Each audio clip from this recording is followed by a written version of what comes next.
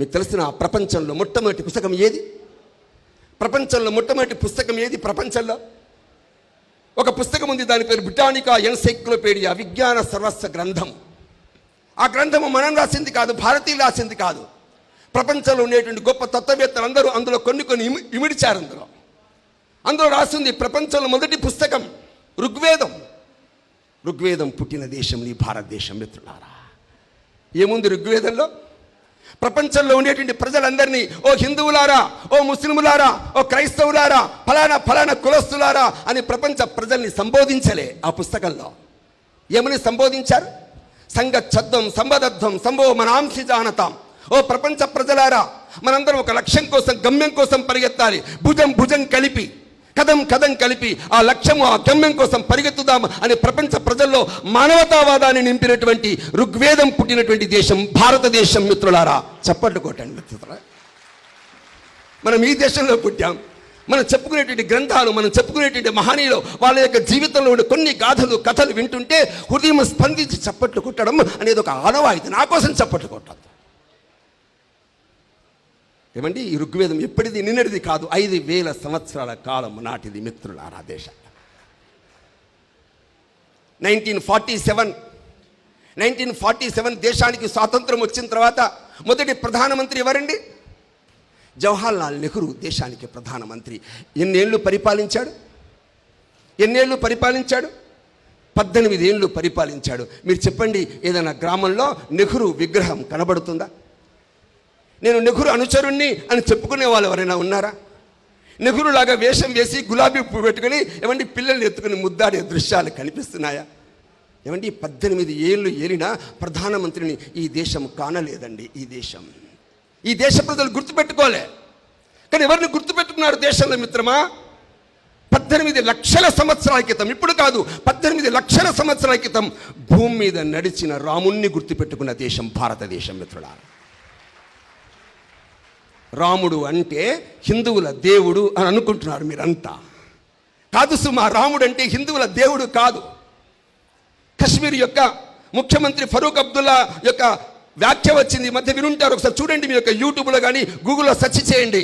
రాముడు అంటే ఒక హిందువులకు మాత్రమే దేవుడు కాదు. ప్రపంచంలో ఒక దేశం ఉంది, ఇండోనేషియా. 99% ముస్లింలే ఉంటారు ఆ దేశంలో. ఒక రోజున పాకిస్తాన్ అధ్యక్షుడు ఇండోనేషియాకి వెళ్ళాడు. ఇండోనేషియాలో పెరేడ్ చేస్తుంటే పెరేడ్లో ఆంజనేయుడి విగ్రహం కనిపించింది. పెరేడ్లో ఆశ్చర్యపోయాడు. రాష్ట్రపతి యొక్క ఆఫీస్కి వెళ్ళాడు, ప్రధానమంత్రి ఆఫీస్కి వెళ్ళాడు. రాముడు, లక్ష్మణుడు, సీత, భరత వాళ్ళందరి యొక్క పట్టాభిషేకం ఫోటో కనిపించింది. అప్పుడు అధ్యక్షుడు అడిగాడు, నువ్వు ముస్లిం, నేను ముస్లిం, నువ్వు రాముడిని ఎందుకు పూజిస్తున్నావు? ఆంజనేయుని విగ్రహం ఎందుకు పెట్టుకున్నావు? అప్పుడు ఇండోనేషియా అధ్యక్షుడు, ఇండోనేషియా ప్రధానమంత్రి ఏం చెప్పారు తెలుసా? మేము గతంలో హిందువులం, ఆ తర్వాత మేము మతం మారాం.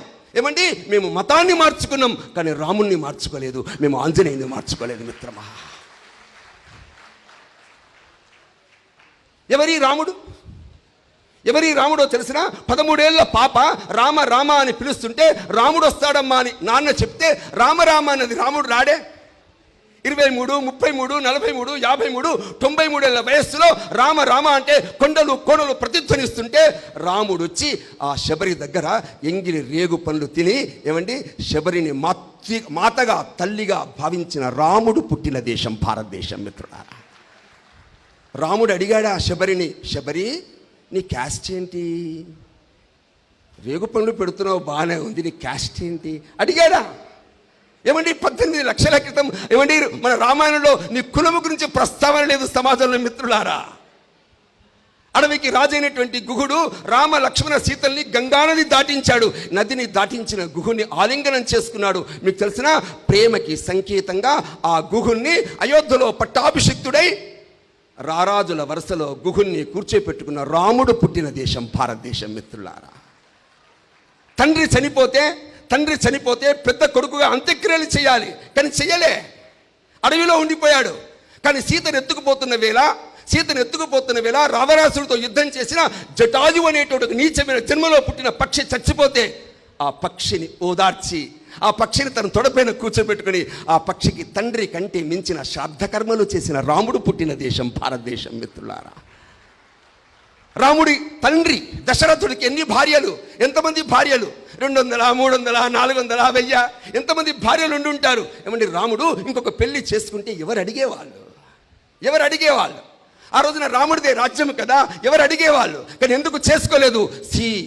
స్త్రీ అంటే, మహిళ అంటే భోగ వస్తువు కాదు, అనుభవించేది కాదు.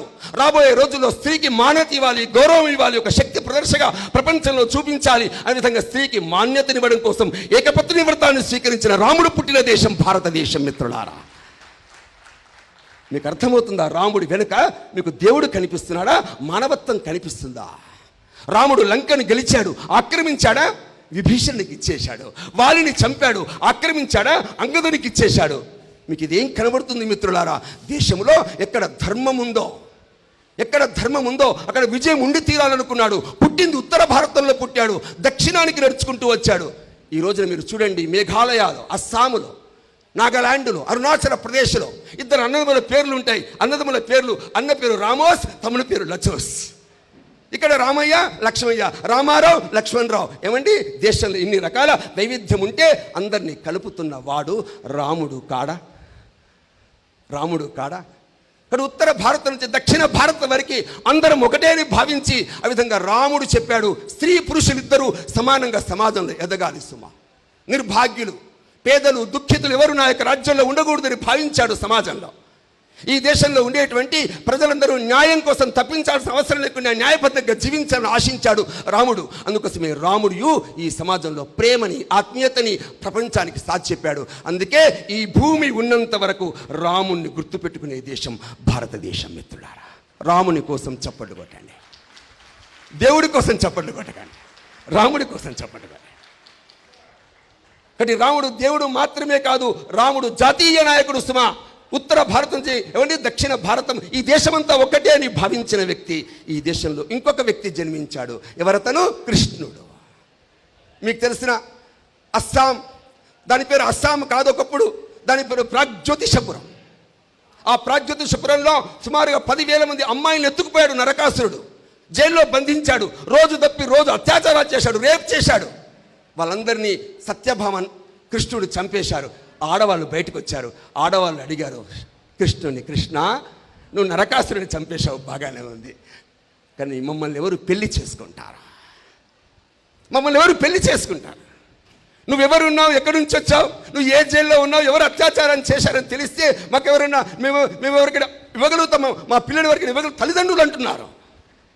అప్పుడు కృష్ణుడు ఏం చెప్పాడో తెలుసా? కృష్ణుడు ఏమన్నాడు తెలుసురా? మీరేం ఇబ్బంది పడకండి, భయపడకండి, మీకోసమే ద్వారిక కట్టించాను, మీరు అక్కడ ఉండండి. మిమ్మల్ని ఎవరైనా నీ మొగుడెవరు అంటే కృష్ణుడు అని చెప్పమని, కృష్ణుడు స్త్రీల యొక్క మాన్యత పెంచినవాడు. కృష్ణుడు పుట్టిన దేశం భారతదేశం. ఎవరైనా పెళ్ళిళ్ళు జరిగితే రాధాకృష్ణుల ఫోటో ఇస్తాం, రుక్మిణి కృష్ణుల ఫోటోలు ఇవ్వలేమండి, రాధాకృష్ణుల ఫోటో ఇస్తాం. మీకు తెలిసిన రాధాకృష్ణుడు రేపల్లెలో, బృందావనంలో ఆటలాడుకున్నారు, జలకాల ఆటలాడుకున్నారు. కానీ కృష్ణుడు రేపల్లె నుంచి, బృందావనం నుంచి ఎక్కడికి వెళ్ళాడు? మధుర వెళ్ళిపోయాడు. రాధ అక్కడే ఉండిపోయింది. కృష్ణుని మిత్రుడు, అతని పేరు గర్గుడు. గర్గుడు అడిగాడు, కృష్ణ, నిన్ను ప్రేమించినటువంటి ఆ రాధ అక్కడే ఉంది, ఎందుకు రాలే? నాకేం తెలుసు, నువ్వు పోయి అడుగు. గర్గుడు బృందావనం వెళ్ళాడు. రాధను అడిగాను, నీకు కృష్ణుడంటే ఇష్టమా? చాలా ఇష్టం. కృష్ణుడంటే ఎంత ఇష్టం? కృష్ణుడంటే నా శ్వాస, నా ఊపిరి, నా ప్రాణం. మరి కృష్ణుడున్న చోటు ఎక్కడుంది? కృష్ణుడున్న చోటికి రావా? కృష్ణుడు మధురలో ఉన్నాడు, రా అంటాడు గర్గుడు. అప్పుడు రాధ ఏముందో తెలుసా? కృష్ణుడు లేని చోటు ఏది? అర్థమైందా? కృష్ణుడు లేని చోటు ఏది? నువ్వు స్వరూపాన్ని ప్రేమిస్తున్నావు, నువ్వు ముక్కును కండని ప్రేమిస్తున్నావు, నువ్వు లిప్స్టిక్ని పౌడర్ని ప్రేమిస్తున్నావు. నేను ఆత్మ సౌందర్యాన్ని ప్రేమిస్తున్న ప్రేమకు చిహ్నం రాధ పుట్టిన దేశం నా భారతదేశం. మిత్రులారా, యాసిడ్ ప్రయోగాలు ఎందుకు జరుగుతున్నాయి? ఎందుకు హింసిస్తున్నారు ఆడవాళ్ళని? ఎందుకోసం ఆడవాళ్ళని ముక్కలు చేసి గోతులు ఎందుకు పాడబెడుతున్నారు? కేవలం శరీరాన్ని మోహించినటువంటి కారణంగా ప్రేమ పేరుతో కపటము, ప్రేమ పేరుతో వంచన, ప్రేమ పేరుతో మోసము జరుగుతున్న వేళ సమాజంలో నిజమైన ప్రేమకి తార్కాణం రాధాకృష్ణుని ప్రపంచానికి చాటి చెప్పినటువంటి భారతం, కృష్ణుడు పుట్టిన దేశం భారతదేశం. మిత్రులారా, ఏమండి, కృష్ణుడు కురుక్షేత్రం యుద్ధం జరుగుతున్న వేళ రాయబారానికి వెళ్ళాడు. ఎవరింట్లో ఉన్నాడు? రాజభవనంలో సౌకర్యాల మధ్యలో, విలాసాల మధ్యలో ఉన్నాడా? లేడు సుమా. మరి ఎక్కడో బ్రతికాడు. దాసీపుత్రుడు విదురుని ఇంట్లో భోంచేశాడు. ధర్మరాజు రాజసుయాగం చేస్తుంటే అందరూ తల ఒక పని పంచుకుంటుంటే, విభజించుకుంటుంటే కృష్ణుడు ఏం పని చేశాడు? కృష్ణుడు వచ్చే వాళ్ళని ఆహ్వానించాడా? కృష్ణుడు మంచి దుస్తులు వేసుకుని పోజులు కొట్టాడా? శోకులు వేశాడా?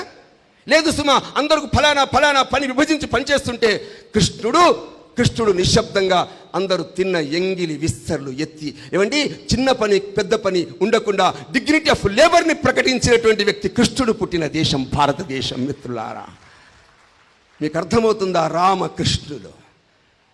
కృష్ణుడు పుట్టింది ఎక్కడ? ఉత్తర భారతంలో. ఇల్లు ఎక్కడ కట్టుకున్నాడు? పశ్చిమంలో, గుజరాత్లో. ఎక్కడికి వెళ్ళి పెళ్లి చేసుకున్నాడు? అరుణాచల్ ప్రదేశ్లో పడమరికి వెళ్ళి, తూర్పుకి వెళ్ళి పెళ్లి చేసుకున్నాడు. రామకృష్ణుడు ఇద్దరు దేశంలో ఆమూలాగ్రం తిరిగి దేశంలో జాతీయ తత్వాన్ని, సాంస్కృతిక ఏకత్వాన్ని, భిన్నత్వంలో ఏకత్వాన్ని ప్రకటించినటువంటి దేశం భారతదేశం. మిత్రులారా, ఈ దేశానికి స్వాతంత్రం 1947లో వచ్చింది. ఏమండి, 47లో సులభంగా వచ్చిందా? ఈజీగా వచ్చిందా? ఆంగ్లేయులారా, ప్లీజ్ మీరు మా దేశాన్ని వదిలిపెట్టి పోగలరు అంటే